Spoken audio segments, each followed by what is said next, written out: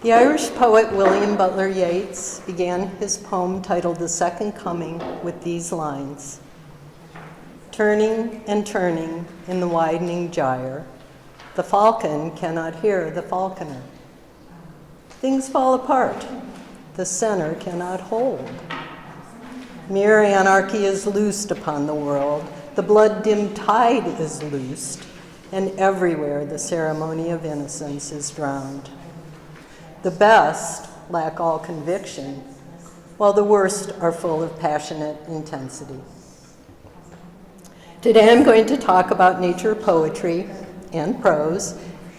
I'll begin with some of the repercussions of the loss of nature, such as Yeats's poem, and then I'll suggest some ways that literature can enhance our connection with the natural world and inform our social responsibility to protect it.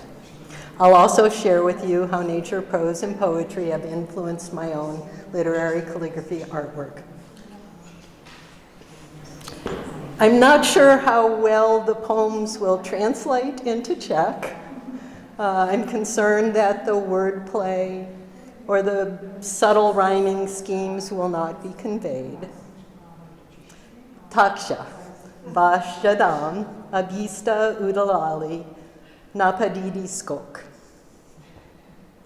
Yeats's poem was first published in 1920 in The Dial, a magazine founded by American Transcendentalists and Unitarians. He wrote the poem in 1919 in the aftermath of World War I.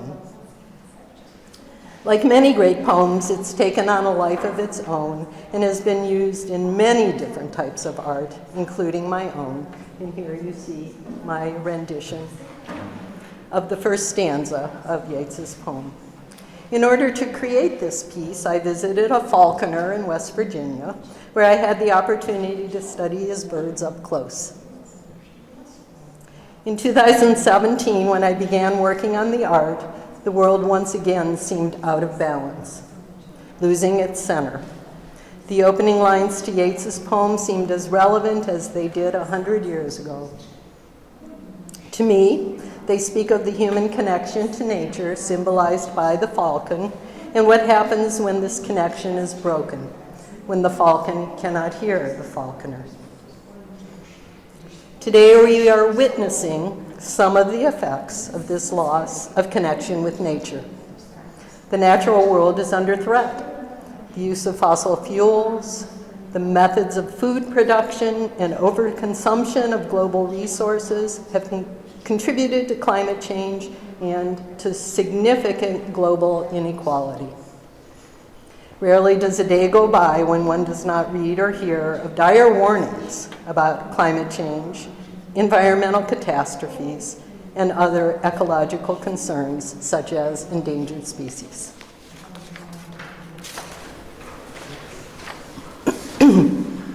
I titled this watercolor Endangered Species. It features 42 endangered species from the IUCN's Red List, the world's most comprehensive list of threatened and endangered species. The center features the Saker falcon, whose natural range includes Africa, Asia, and Europe. This species has experienced rapid decline due to habitat loss, the impact of agrochemicals, and unsustainable capture for the falconry trade. I chose the last stanza of Gerard Manley Hopkins' poem, Inversnade, to accompany these species. And in most of my work, you will see it starts at 9 o'clock, and then you read around. What would the world be once bereft of wet and of wildness? Let them be left, oh let them be left, wildness and wet. Long live the weeds and the wilderness yet. Hopkins wrote this poem in 1881 when he spent some time in the village of Inversnade in Scotland. In the poem, he asks us to envision a world without wet and wildness, weeds and wilderness. In other words, without biodiversity. If we don't make significant changes to preserve and protect the natural world, our species, Homo sapiens, will find itself on the IUCN Red List. Hopkins wrote many poems about nature. Many of them are joyous and others are sad. When he lived in Oxford, England, he and his friends frequently walked to the small town of Binzie. The walk was shaded by a long line of poplar trees or aspen trees. But in 1879, the trees were cut down, resulting in the poem, Binzie Poplars, felled 1879. My aspens dear, whose airy cages quelled or quenched in leaves the leaping sun, all felled, are all felled, of a fresh and following folded rank, not spared, not one that dandled a sandaled shadow, that swam or sank on meadow or river or wind-wandering, weed-winding bank. Oh, if we but knew what we do when we delve and hew, hack and rack the growing green, since country is so tender to touch, her being so slender that like this sleek and seeing ball, but a prick will make no eye at all. Where we mean to mentor, we enter, when we hew and delve, aftercomers cannot guess the beauty bend. 10 or 12, only 10 or 12 strokes of havoc on selve the sweet especial scene, a rural scene, sweet especial rural scene.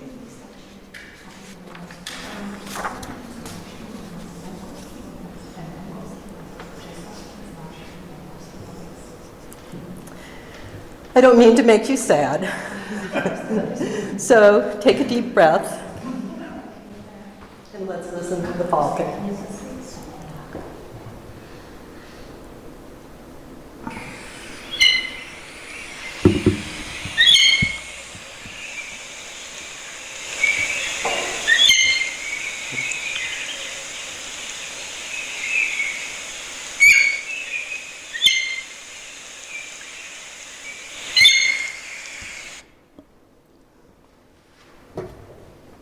A recent study published in the journal Scientific Reports found that bird and birdsong encounters improve mental health. Other studies have identified some of the ways that encounters with nature can benefit humans, including restoring vitality and increasing energy, providing a sense of safety and well-being, and stimulating imagination, creativity, altruism, and a sense of awe and beauty. The Japanese practice called forest bathing has been found to increase positive thinking, lower pulse rates, and decrease feelings of hostility, fear, and depression. It's important to go outdoors, to visit forests, parks, gardens, and wild nature. The benefits to children and adults have been well established. However, there may be times when one cannot easily take a walk in the woods. For example, when one is ill or injured, or when one is very old. At these times, it's useful to have some reserves. These reserves can be in the form of memories of encounters with nature, favorite nature poems, or nature works of art, or nature journals. The 8th principle of Czech Unitarians, respect for life and nature, and the 7th principle of the Unitarian Universalist Association, respect for the interdependent web of all existence, affirm our social responsibility to preserve and protect the natural world. The roots of these principles are in Transcendentalism, a philosophy that is closely related to Unitarianism. Transcendentalism was influenced by Hindu texts and other Eastern religions, as well as by English and German Romanticism.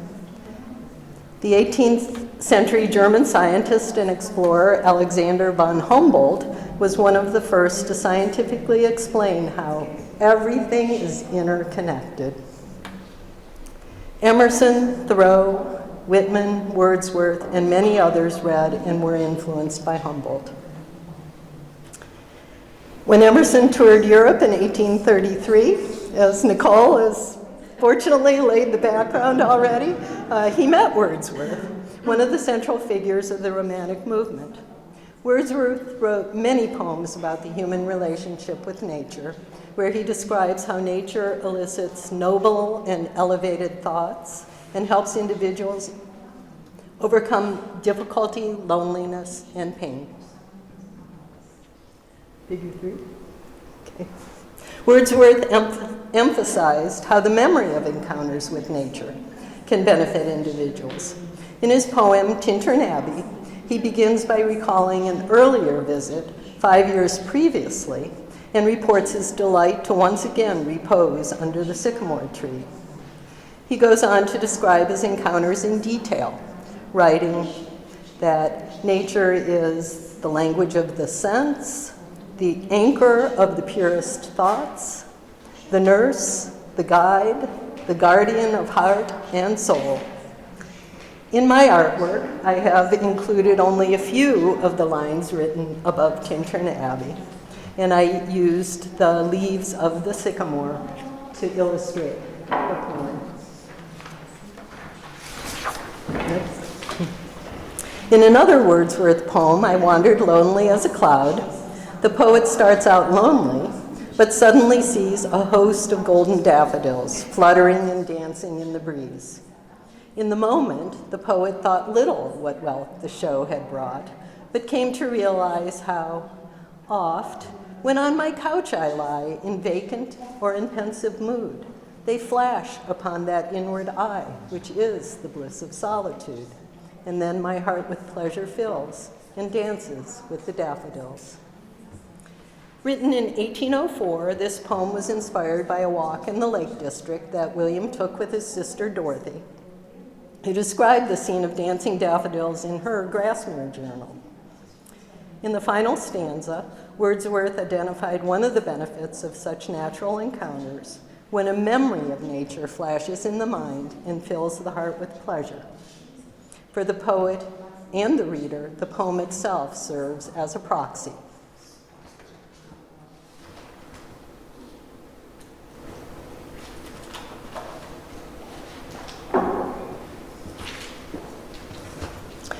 Ralph Waldo Emerson toured Europe. He not only met Wordsworth and Coleridge and many others, he also visited the Jardin des Plantes, where he was greatly impressed by the ways in which the plants are interconnected. Combined with his earlier studies of Eastern philosophies, Humboldt, and Romanticism, these experiences were formative to Emerson's thinking. After returning home from Europe, he began his career as a lecturer. In 1836, he helped form the Transcendental Club and published his first book, Nature. Like Wordsworth, Emerson considered solitude essential.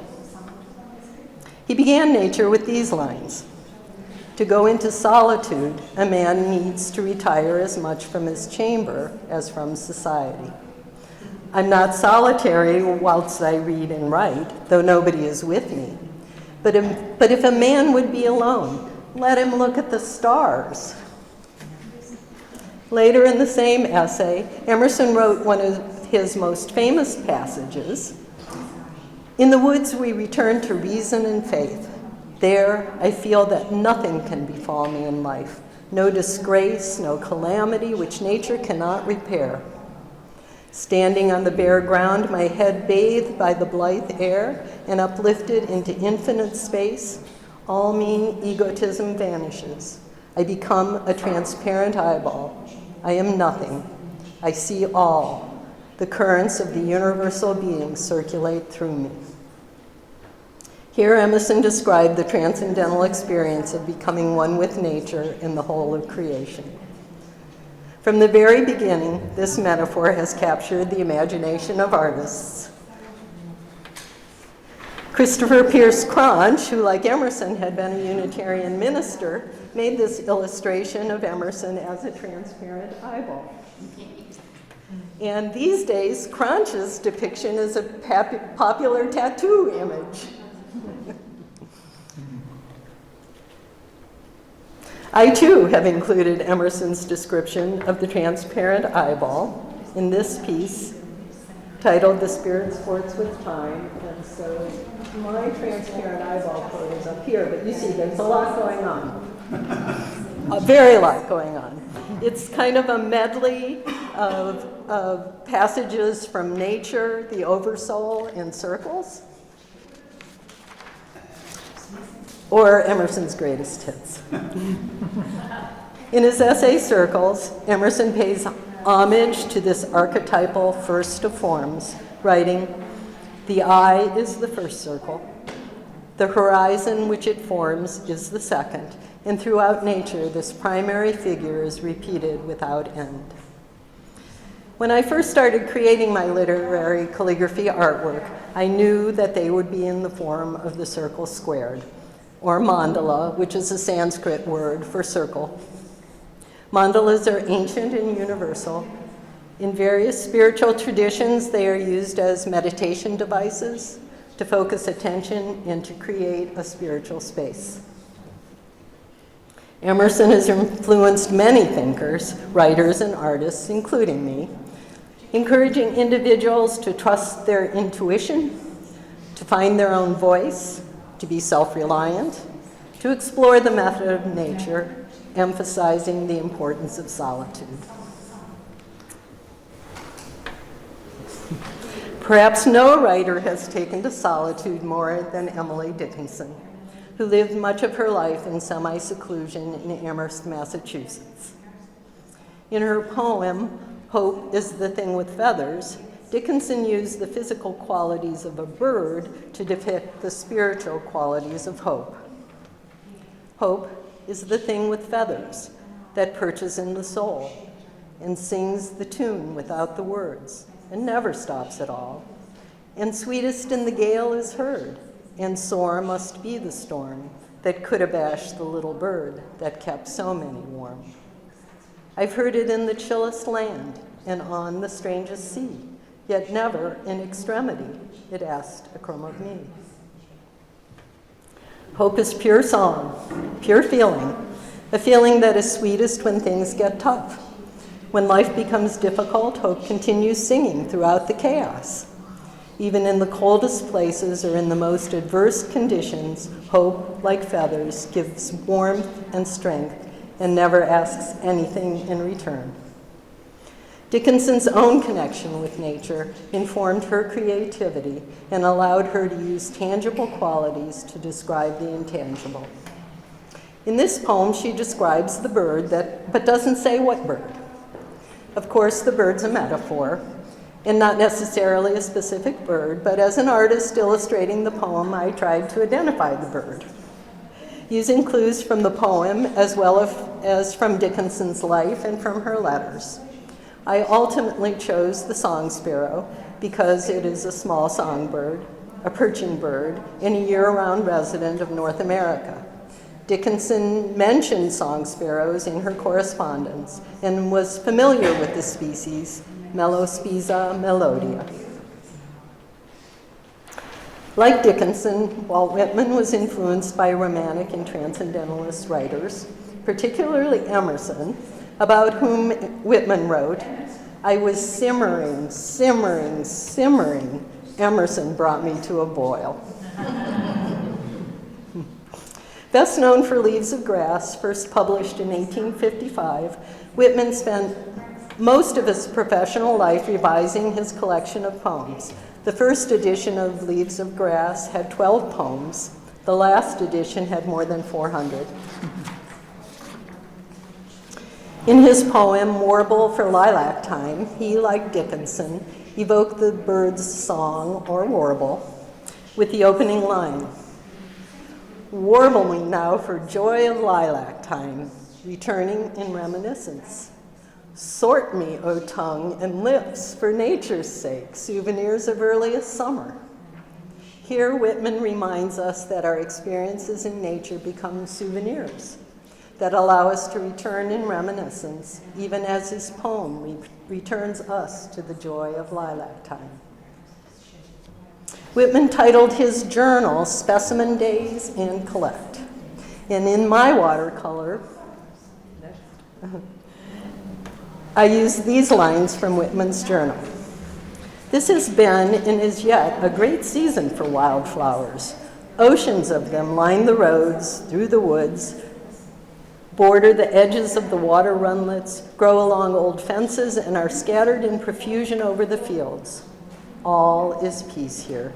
Here, amid this wild, free scene, how healthy, how joyous, how clean and vigorous and sweet. Each of the native plants and insects that I use to illustrate this piece are mentioned in Whitman's journals, and there are insects integrated in there as well. Hard to see on this version. They're all mentioned in his journals.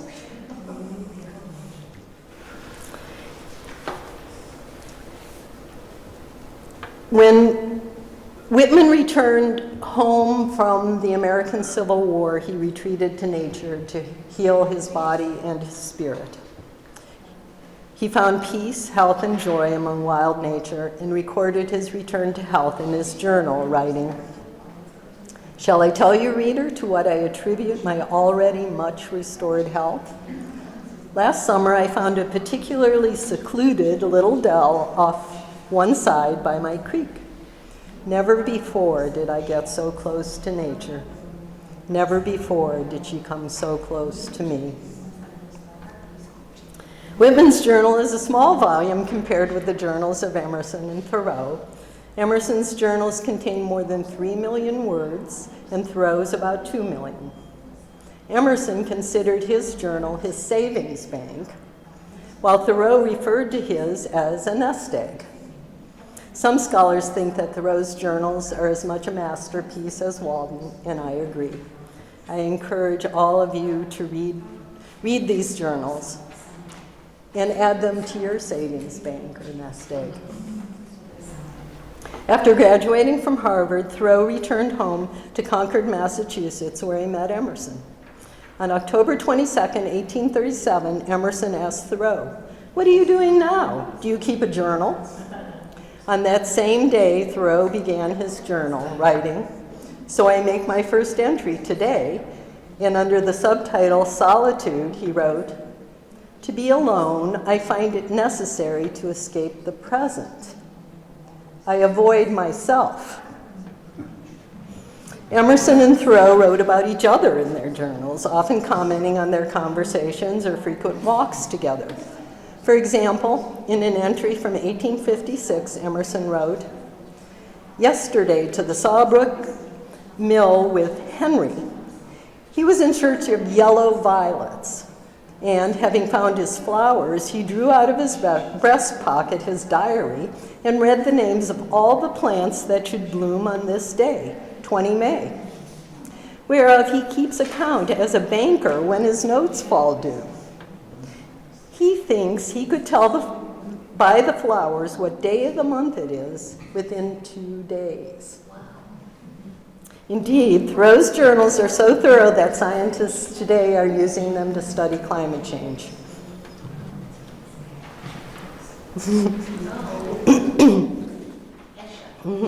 Yeah. Thoreau's journals record scientific observations of nature as well as the beauty and joy that he experienced. On July 20th, 1853, he wrote, "The gentle susurrus from the leaves of the trees on the shore is very enlivening, as if nature were freshening, awakening to some enterprise. There is but little wind, but its sound, incessantly stirring the leaves at a little distance along the shore, heard, not seen, is very inspiriting. It is like an everlasting dawn or awakening of nature to some great purpose." This journal entry was posted on my studio wall in Virginia for several years, patiently waiting for inspiration, which arrived one day in 2012 when I was reading about the experiments at CERN in the Large Hadron Collider that gave evidence of the existence of Higgs bosons, which are vibrations in the Higgs field. I recall the line from the Beach Boys song, "Good Vibrations." I hear the sound of a gentle word on the wind, which in my mind connected with Thoreau's description of the gentle susurrus, which in turn connected with other prose and poetry that I also included from Whitman, Dickinson, Yeats, Emerson. Emerson, who wrote in Self-Reliance, Trust thyself, every heart vibrates to that iron string.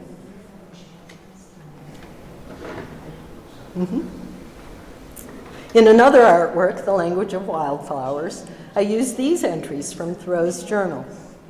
The scenery, when it is truly seen, reacts on the life of the seer. How to live, how to get the most of life, how to extract its honey from the flower of the world. Where the most beautiful wildflowers grow, there one's spirit is fed and poets grow. And from his essay, Walking, in wildness is the preservation of the world. Nature has a place for the wild clematis as well as for the cabbage. These passages instruct us on the benefits of nature, the lessons of nature, and our responsibility to nature. To get the most of life, observe nature. To feed your spirit and creativity, go to where the wildflowers grow. To understand diversity, look to nature, where there is a place for the common cabbage as well as the wild clematis. To preserve the world, preserve wildness. Inspired by Humboldt as well as Emerson's method of nature, Henry David Thoreau undertook his great experiment, which resulted in his famous book, Walden, or Life in the Woods.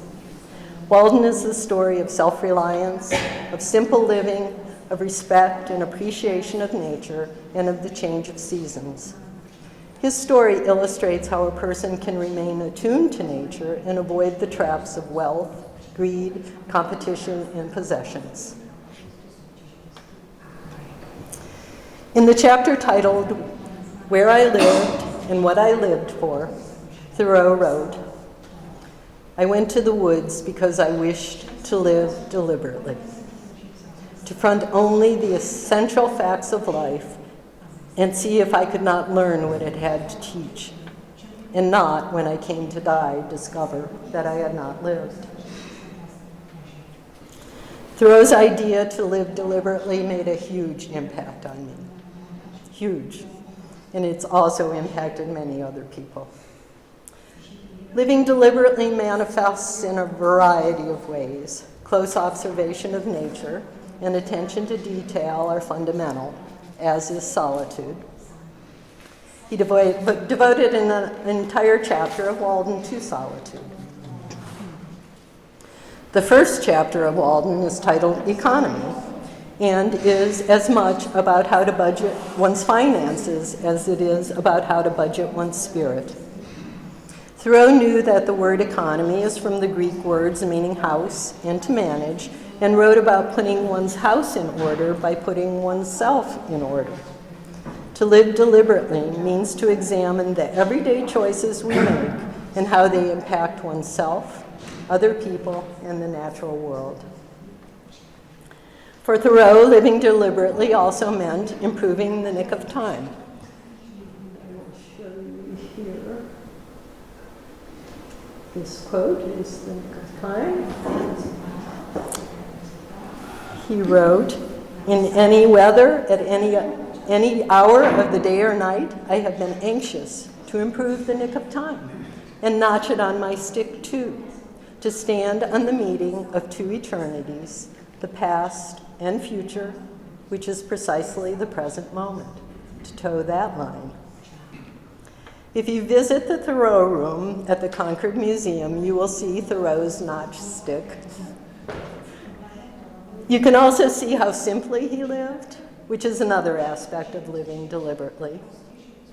He was mindful but not rigid about his diet, although he predicted that whatever my own practice may be, I have no doubt that it is part of the destiny of the human race in its gradual improvement to leave off eating animals. Living deliberately applies to one's work as well as one's recreation. Thoreau emphasized choosing work that is compatible with one's values and with the preservation of the natural world, and then to do one's work to the best of one's ability. And this is the last quote in the piece, starting here. Drive a nail home, and clinch it so faithfully that you can wake up in the night and think of your work with satisfaction, a work at which you would not be ashamed to invoke the muse. To recap, losing connection with nature can lead to chaos and anarchy. The destruction of nature means that aftercomers cannot guess the beauty been. Tangible elements of nature can connect with intangible elements to lift the spirit, to heal, to foster creativity, and teach us how to get the most of life. Solitude facilitates the connection between nature and spirit. Nature, prose, and poetry, as well as encounters with nature, can provide each of us with a savings bank, a nest egg, or souvenirs, reserves that one can draw on in times of need. We have a responsibility to ourselves, to society, and to the natural world to live deliberately. I will end my presentation now, as I began, with a poem from William Butler Yeats, The Lake Isle of Innisfree. To create this watercolor, I traveled to Sligo, Ireland. Yeats described the inspiration for this poem as coming suddenly while walking down Fleet Street in London in 1888, writing, "I had still the ambition formed in Sligo in my teens of living in imitation of Thoreau on Innisfree." The poem addresses the needs of the body, food and shelter, and the needs of the spirit, peace and solitude. It describes the sights and sounds of nature and of the purple glow of heather. Like Wordsworth's daffodils and Whitman's warble for joy of lilac time, Yeats's Innisfree returns in reminiscence. I will arise and go now, and go to Innisfree, in a small cabin built there, of clay and wattles made. 9 bean rows will I have there, a hive for the honeybee, and live alone in the bee-loud glade. And I shall have some peace there, for peace comes dropping slow, dropping from the vales of the morning to where the cricket sings. There, midnight's all a glimmer, and noon a purple glow, and evening full of linnet's wings. I will arise and go now, for always night and day I hear lake water lapping with low sounds by the shore. While I stand on the roadway or on the pavements gray, I hear it in the deep heart's core.